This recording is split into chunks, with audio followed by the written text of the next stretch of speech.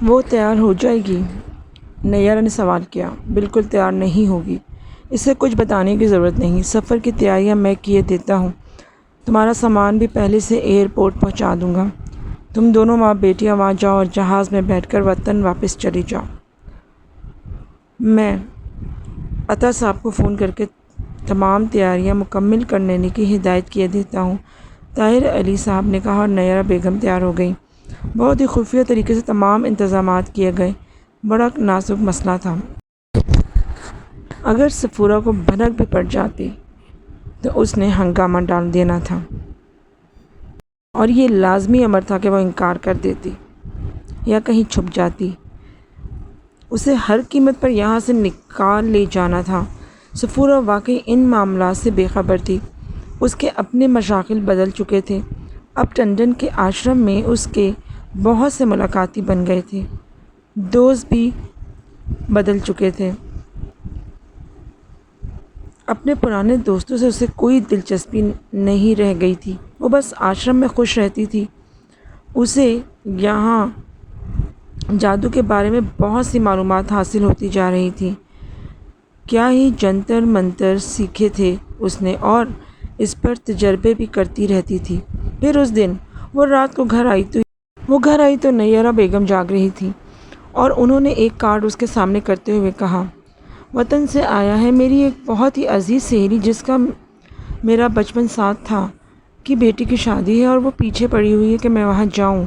آپ بھی کیا باتیں کرتی ہیں ممی، اپنے قریبی رشتہ دار ہوں تو کوئی ایسی بات جس میں جانے کا کوئی مقصد بھی ہو تب تو ٹھیک ہے، ورنہ اتنا لمبا سفر طے کر آپ جائیں، یہ بالکل بے معنی سی بات ہے۔ نیرا بیگم خاموش ہو گئی، یہ ایک جائز بات تھی جو صفورہ کر رہی تھی، اور یہاں طاہر علی صاحب کی بات کی تصدیق بھی ہو رہی تھی کہ اگر صفورہ سے کہا جائے تو وہ تیار نہیں ہوگی۔ آزاد و سرکش لڑکی ہے، کوئی بھی قدم اٹھا سکتی ہے، گھر سے غائب بھی ہو سکتی ہے۔ پھر اس شام منصوبے کے مطابق جب وہ جانے کے لیے تیاریاں کر رہی تھی کہ اچانک نیرا بیگم نے کہا، صفورہ کہاں جا رہی ہو؟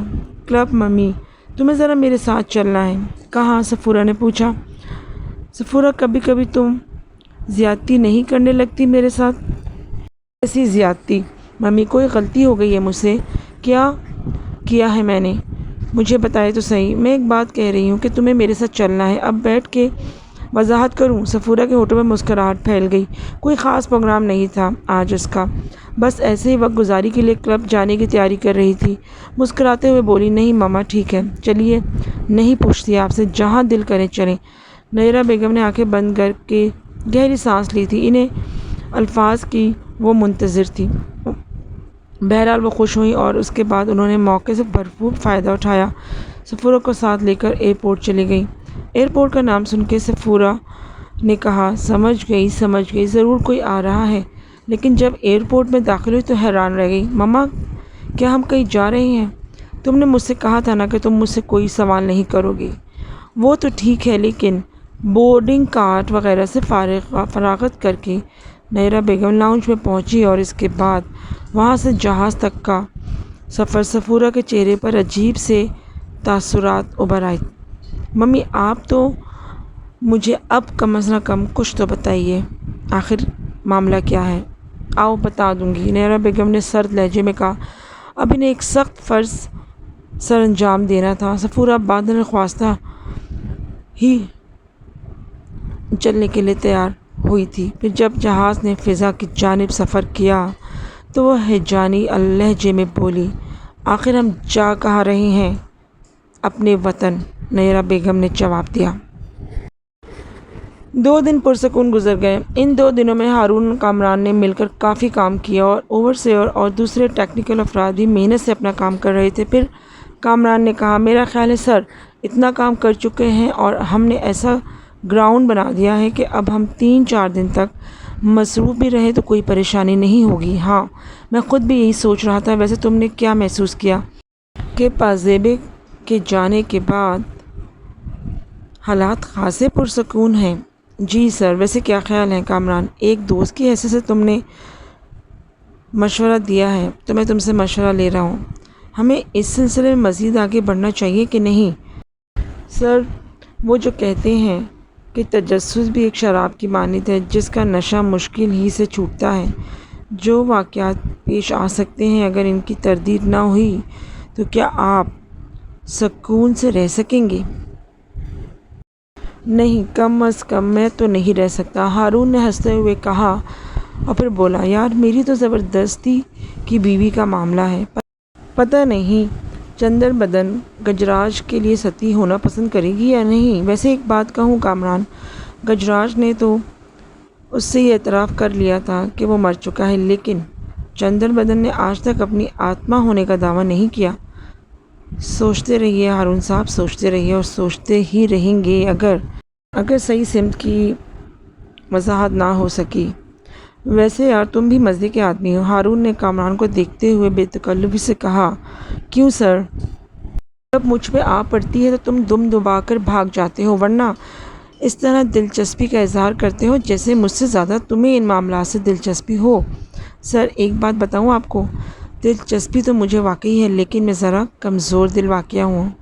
تو پھر بولو۔ میرا خیال ہے ہمیں اپنے ارادوں کو ملتوی نہیں کرنا چاہیے۔ صاحب پور سے بھی ایک کام کی جگہ ہے، جب ہم ان ڈھلانوں سے اتر کر پرانے صاحب پور میں کام کریں گے تو پھر ہمارا تعلق نئے صاحب پور سے ضرور رہے گا۔ اور ویسے بھی سر، ابھی تک تو ہماری شہر سے لائی ہوئی چیزیں چل رہی ہیں، لیکن خوراک اور دوسری اشیاء کی ضرورت کے لیے ہمیں آخرکار نئے صاحب پور سے رجوع کرنا ہوگا۔ اگر ہم پہلے سے واقفیت حاصل کر لیں تو کیا حرج ہے؟ بہرحال ہارون نے کامران کو مکمل طور پر مستعد اور تیار پایا تو اس کا بھی موڈ بن گیا۔ ابھی تک اس نے افشاں کو اپنے ان پراسرار معاملات کے بارے میں کچھ نہ بتایا تھا۔ وہاں اس رات جو واقعہ پیش آیا تھا وہی افشاں اور راجدہ کے لیے بھی نیا تھا۔ اگر مزید اسے کچھ بتا دیا جاتا تو صورتحال کافی خراب ہو سکتی تھی۔ چنانچہ اس نے پچھلی رات بھی افشاں سے گفتگو کی تھی اور یہی کہا تھا کہ حالات پرسکون چل رہے ہیں، کام ہو رہا ہے اور وہ بھی اپنی منزل کی جانب رواں دواں ہیں۔ جیپ تیار ہوئی تو کامران نے آ کر اسے اطلاع دی اور ہارون بھی تیار ہو گیا۔ پھر ان کی جیپ ڈھلانوں کی طرف جاتی نظر آئی۔ نئے صاحب پور جانے کے لیے پرانے صاحب پور کے کھنڈرات سے گزرنا ضروری تھا۔ ڈھلان عبور کرنے کے بعد درختوں کا سلسلہ شروع ہوا۔ انہی درختوں کی دوسری طرف صاحب پور تھا۔ دن کی روشنی میں بھی یہ کھنڈرات نہایت بھیانک منظر پیش کر رہے تھے۔ کامران نے متاثر لہجے میں کہا، شہر کا شہر تباہ ہو گیا، لازمی بات ہے کہ اس کی تباہی کا کوئی پس منظر ہوگا۔ ویسے کیا عجیب بات ہے اور کیسا عجیب محسوس ہو رہا ہے، کبھی ان کھنڈرات کے درمیان میں زندگی رہی ہوگی، یہاں کے لوگ چلتے پھرتے ہوں گے، دکانیں لگتی ہوں گی، بازار سجتے ہوں گے، صاحب پور کی خوبصورت حسینائیں یہاں چہل قدمی کرتی ہوں گی۔ آج یہ کس قدر سنسان ویران پڑا ہے۔ آپ یقین کریں سر، مجھے تو لگتا ہے جیسے ابھی ان کھنڈرات کے درمیان سے بے شمار لوگ نمودار ہو جائیں گے اور ہم سے پوچھیں گے کہ ہم کہاں جا رہے ہیں۔ ہارون نے کوئی جواب نہ دیا۔ یہاں سے گزرتے ہوئے اس پر ایک عجیب سی کیفیت طاری ہوئی تھی۔ کامران نے بھی ہارون کو خاموش پایا تو خاموشی ہی اختیار کر لی۔ اچھے خاصے وسیع و عریض علاقے میں یہ کھنڈرات پھیلے ہوئے تھے۔ پھر ان کا اختتام ہو گیا اور وہ دور سے نئے صاحب پور کو دیکھنے لگے۔ اس اختتام کے فوراً بعد صاحب پور کی عمارتیں شروع ہو جاتی تھیں۔ ابتدا میں سرسبز شاداب کھیت پھیلے ہوئے تھے جن کے درمیان پھیلی ہوئی پگڈنڈیاں ناگوں کی طرح لہراتی ہوئی نہ جانے کہاں کی کہاں چلی جاتی تھیں۔ کامران نے کہا، سر یہاں کوئی باقاعدہ سڑک نظر نہیں آتی؟ وہ ادھر دیکھو، اس طرف ہارون نے اشارہ کیا۔ کافی فاصلے پر اسے اکا دکا ٹرک اور دوسری گاڑیاں جاتی ہوئی نظر آئیں۔ ظاہر ہے ہم جس علاقے سے آئے ہیں وہ عام راستے سے ہٹ کر کافی فاصلے پر ہے۔ یہاں سڑکیں ہونے کا کیا سوال پیدا ہوتا ہے؟ انہی پگڈنڈیوں سے گزر کر صاحب پور تک پہنچنا ہوگا، کامران نے کہا۔ ہاں، پگڈنڈیاں اتنی چوڑی ہیں کہ جیپ آسانی سے ان پر اپنا سفر طے کر سکتی ہے۔ جیپ اس وقت خود ہارون ڈرائیو کر رہا تھا، چنانچہ اس نے ایک پگڈنڈی کی جانب جیپ کر دی اور آگے بڑھا دی۔ تھوڑا اور فاصلہ طے کرنے کے بعد آبادی نظر آنے لگی۔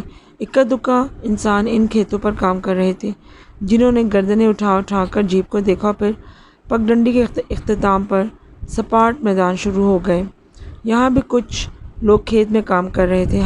یہاں ہارون نے جیپ روکی اور ایک آدمی کو اشارے سے بلایا۔ وہ شخص نیاز مندی سے ہارون کے پاس پہنچ گیا۔ سلام بابو جی۔ سلام بھائی، صاحب پور یہی ہے؟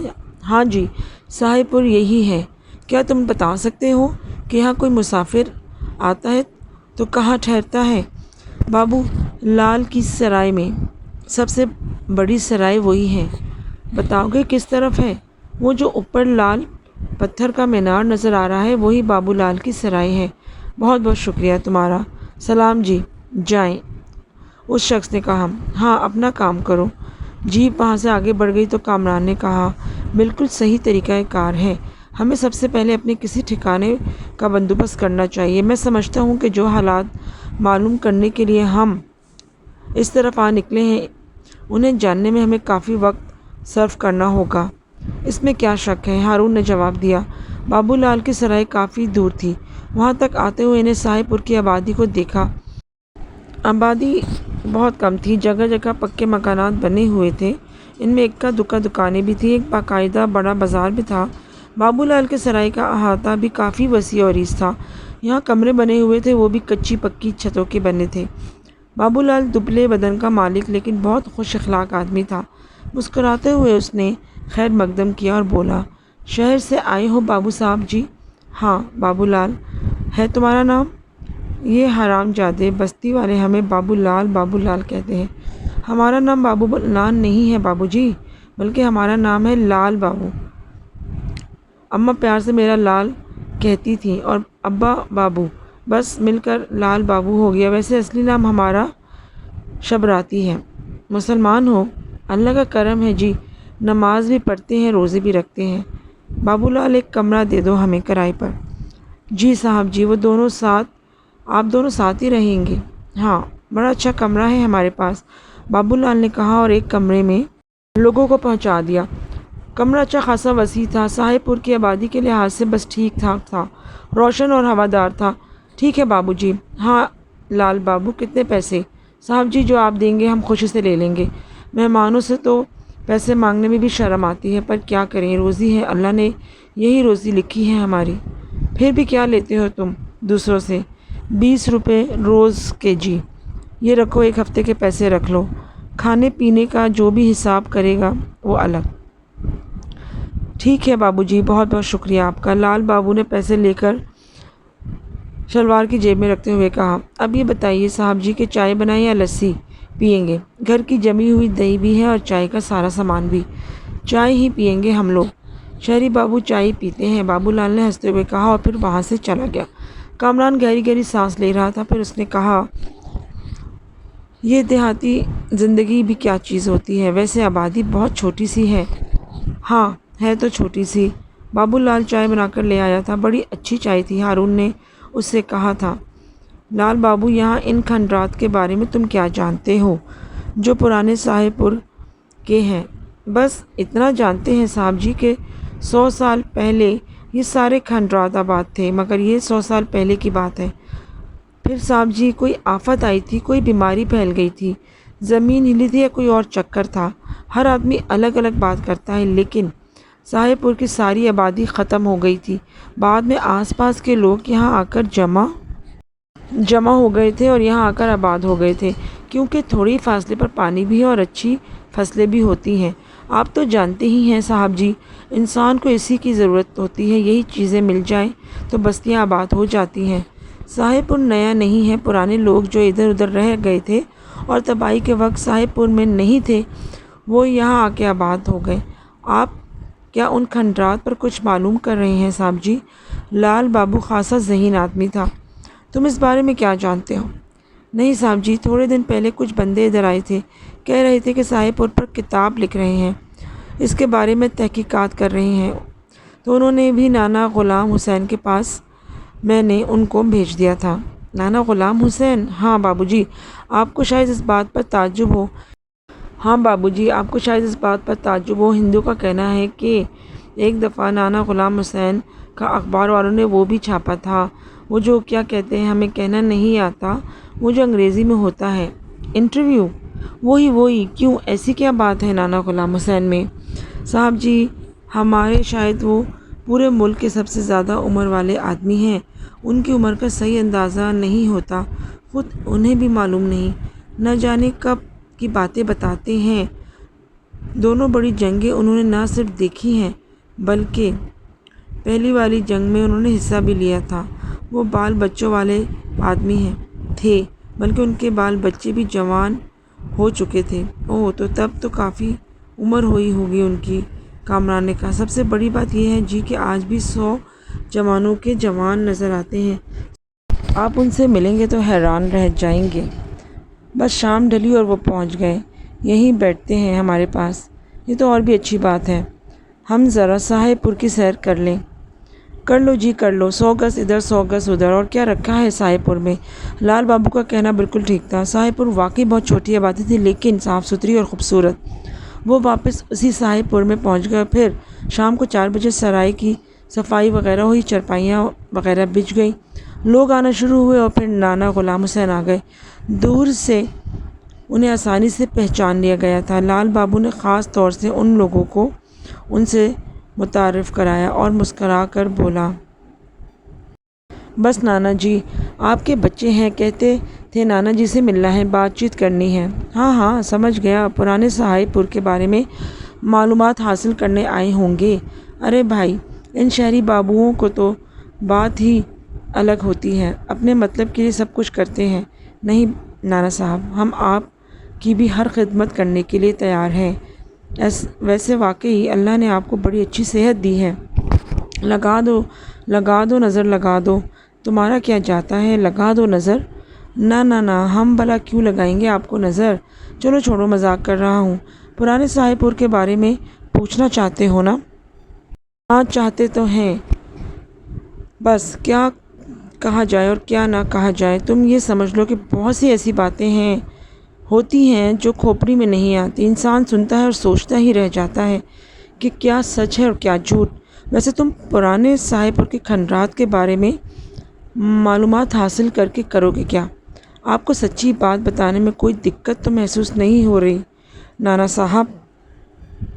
اصل میں آپ یوں سمجھ لیں کہ وہاں ہمیں کچھ ایسے پراسرار واقعات نظر آئے ہیں جن کی وجہ سے ہم ان کھنڈرات کے بارے میں معلومات حاصل کرنا چاہتے ہیں۔ ہم گورنمنٹ کے لوگ ہیں اور وہاں کچھ تعمیراتی سلسلے میں نشانات وغیرہ لگا رہے تھے کہ کچھ ایسے معاملات پیش آ گئے۔ تب تو پھر میں تمہیں ایک بات بتاؤں؟ جی فرمائیے۔ میں تو خیر تمہیں پرانے صاحب پور کے بارے میں تھوڑی سی تفصیلات بتا دوں گا، لیکن تم گلزاری سے ضرور مل لو۔ گلزاری کون؟ اگر واقعات پراسرار ہیں تو پھر گلزاری ہی تمہیں صحیح طریقے سے بتا سکے گا۔ گلزاری کہاں رہتا ہے؟ پرانے صاحب پور میں۔ کیا؟ ہارون اور کامران دونوں اچھل پڑے۔ انہوں نے ایک دوسرے کی شکل دیکھی اور پھر ہارون نے پریشان لہجے میں کہا، مگر وہاں تو کوئی آبادی نہیں ہے۔ ہاں آبادی تو نہیں ہے، پر رام گلزاری وہیں رہتا ہے۔ سسرا انسان ہے بھوت ہے، ابھی تک پتہ نہیں چل سکا۔ تو رام گلزاری ہمیں ان واقعات کے بارے میں کیا بتا سکے گا؟ بہت کچھ بتائے گا وہ تمہیں، تم دیکھو گے تو تمہیں بہت پراسرار لگے گا۔ تو پھر آپ ہمیں ان کا پتہ دیجئے۔ ارے پتہ کیا بتا دیں، ہم خود چلیں گے تمہارے ساتھ، تمہیں چھوڑ کر آئیں گے اس کے پاس، وہ تمہیں سب کچھ سچ بتائے گا۔ ہارون کو نہ جانے کیوں ایک عجیب سا خوف کا احساس ہو رہا تھا اس سے۔ کامران کو دیکھا تو کامران بولا، ٹھیک ہے باس، اگر نانا صاحب ہمیں وہاں لے جا رہے ہیں تو ظاہر ہے ہمیں وہاں کوئی تکلیف نہیں پہنچے گی۔ بالکل نہیں، تم اس سے ملو، اس سے بات کرو، دیکھو گے تو ہنسی نکل جائے گی تمہاری۔ پھر نانا غلام حسین ان دونوں کو واپس ان کھنڈرات تک لے گئے۔ اس میں کوئی شک نہیں تھا کہ اگر ان کی عمر اتنی ہی تھی تو ان کی صحت کو قابل رشک کہا جا سکتا تھا۔ اچھا خاصا فاصلہ طے کیا تھا انہوں نے، اور پھر وہ کھنڈرات کے ایک ایسے حصے میں پہنچ گئے جہاں ایک نہایت اونچی دیوار کھڑی ہوئی تھی۔ دیوار کے پیچھے ایک کٹیا بنی ہوئی تھی، اس سے پہلے وہ یہاں نہیں آئے تھے۔ ان کی نگاہیں کھنڈرات میں چاروں طرف بھٹک رہی تھی۔ نانا غلام حسین نے کہا، ارے او رام گلزاری، مہمان آئے ہیں تیرے، سنا رے تو نے، میں تیرے مہمان کو یہاں تک پہنچائے جا رہا ہوں۔ ان کا کام کر دینا، جو یہ کہہ رہے ہیں بتا دینا۔ جواب میں کٹیا سے ایک ایسا آدمی نکلا کہ ان دونوں کا وہاں سے بھاگ جانے کو جی چاہا۔ اس کی کھوپڑی بہت بڑی تھی اور بدن نہ ہونے کے برابر تھا۔ سوکھے سوکھے ہاتھ پاؤں، سوکھی ٹانگیں، ایک ایک پسلی صرف دیکھی جا سکتی تھی کیونکہ اس نے صرف نچلے بدن پر دھوتی پہن رکھی تھی۔ مکروش سی شکل کا مالک تھا، بالکل انسان سے زیادہ ڈھانچہ معلوم ہوتا تھا۔ نانا غلام حسین کو دیکھ کر مسکرایا۔ پھر کوئی مصیبت لے آئے ہو میرے لیے نانا جی؟ ارے مصیبت کے بچے، مہمان تو اللہ کے بھیجے ہوئے ہوتے ہیں۔ تو خود بھی تو یہی کہتا رہا ہے، مگر تیری بھی تو یہی عادت ہے، پہلے ایسی ہی باتیں کرتا ہے۔ میں چرپائی بچھاتا ہوں، بھیا جی بیٹھ جاؤ، ہم چلتے ہیں۔ بیٹھو نا جی نانا جی، کچھ جل پانی؟ رام گلزاری بولا۔ نہیں بس ٹھیک ہے۔ اچھا تم لوگ بیٹھو، کل شام کو سرائے میں ملاقات ہوگی۔ نانا غلام حسین واپس چلے گئے۔ رام گلزاری نے ایک چرپائی بچھا دی تھی، اس پر دری اور چادر بچھائی اور پھر بولا، بیٹھ جاؤ بابو جی، غریب کی کٹیا میں تمہیں اس سے زیادہ کچھ نہیں ملے گا۔ بکری دودھ بھی رکھا ہوا ہے اور ہرے ہرے بیر بھی، کھاؤ گے؟ نہیں رام گلزاری، مگر تمہاری یہ کیفیت ہماری سمجھ میں نہیں آ رہی، یہ سب کیسے ہوا؟ ہارون کی دلچسپیاں ابھر آئی تھیں۔ وہ ایک کٹے ہوئے درخت کے ٹہنے پر بیٹھ گیا، بہت دیر تک سوچتا رہا، پھر بولا، بس جی اپنی اس حالت کے بارے میں کیا بتائیں، یوں سمجھ لیجئے یہی سارا جیون بیتا ہے میرا۔ سسرے چھوڑ کر بھاگنے والے بھاگ گئے، پر اپنی جنم بھومی کو کون چھوڑتا ہے؟ یہی پیدا ہوئے تھے، انگریزوں کی حکومت تھی، ماتا پتا نے نام رکھا رام گلزاری، پورا پریوار تھا ہمارا۔ چاچا جی بڑے عیاش اور خود غرض تھے آدمی، زندگی کی لالچ میں انہوں نے ہمارے پتا جی کو موت کے گھاٹ اتار دیا اور خود ہماری زمینوں پر قبضہ کر لیا۔ صاحب جی، میری عمر اس وقت بہت چھوٹی تھی۔ جائیداد پر قبضہ کرنے کے بعد میرے چاچا نے مجھے اور میری ماں کو مار پیٹ کر صاحب پور سے نکال دیا اور ساتھ ہی یہ دھمکی بھی دی کہ اگر ہم نے ادھر کا رخ کیا تو وہ ہم دونوں کو موت کے گھاٹ اتار دے گا۔ میری ماں مجھے لے کر دور گاؤں میں پہنچ گئی، وہاں میرے باپ کے دوست نے مجھے سہارا دیا۔ پتا جی کا دوست رام بھروسے ایک بہت ہی اچھا اور ایماندار آدمی تھا، پھر اس نے صحیح معنوں میں دوستی کا حق ادا کر دیا۔ وہ ایک چھوٹے سے قد کا آدمی تھا، اس لیے سب اسے ٹھگنو ٹھگنو کہتے تھے۔ چاچا ٹھگنو سادھو اور سنتوں کی بڑی عزت کرتا تھا۔ نئے گاؤں میں ایک میلہ ہر سال لگا کرتا تھا اور دور دور سے سادھو اس میلے میں آتے تھے۔ چاچا ٹھنگو بھی بڑی باقاعدگی کے ساتھ اس میلے میں جاتا تھا اور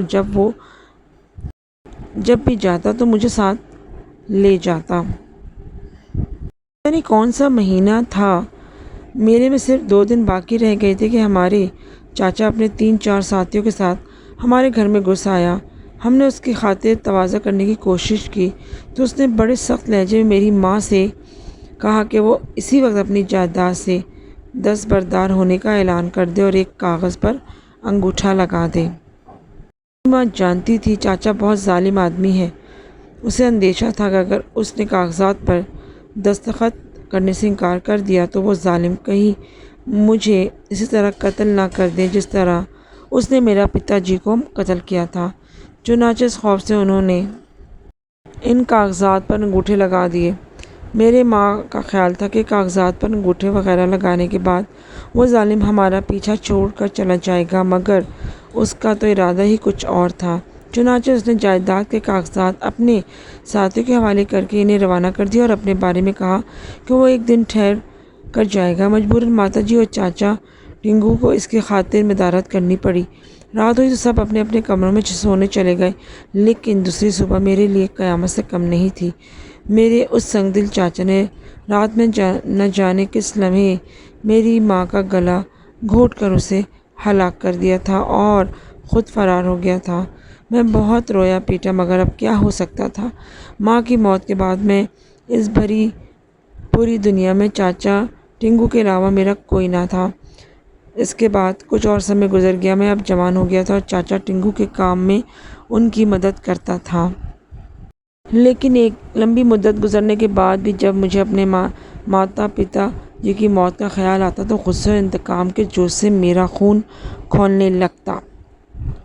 میرا جی چاہتا کہ اسی وقت میں گاؤں پہنچ کر اپنے قاتل چاچا کو ٹھکانے لگا دوں، لیکن چاچا ٹنگو ہمیشہ مجھے سمجھا بجھا کر اس ارادے سے باز رکھتا اور کہتا، بیٹا ابھی تیرے انتقام لینے کا وقت نہیں آیا۔ بہرحال میلے کے سلسلے میں چاچا ٹنگو کے معاملات میں کوئی فرق نہیں آیا تھا۔ وہ اب بھی اسی سرگرمی سے میلے میں حصہ لیا کرتا تھا، لیکن مجھے ان میلے ٹھیلوں سے اب کوئی دلچسپی نہیں رہی تھی۔ ایک سال جب کہ چیت کا مہینہ تھا اور میلہ شروع ہونے میں کچھ ہی دن باقی رہ گئے تھے، میں نے موقع غنیمت سمجھا اور چاچا ٹنگو سے گاؤں جانے کی اجازت لی۔ یہی صاحب پور تھا اور اس وقت آباد تھا۔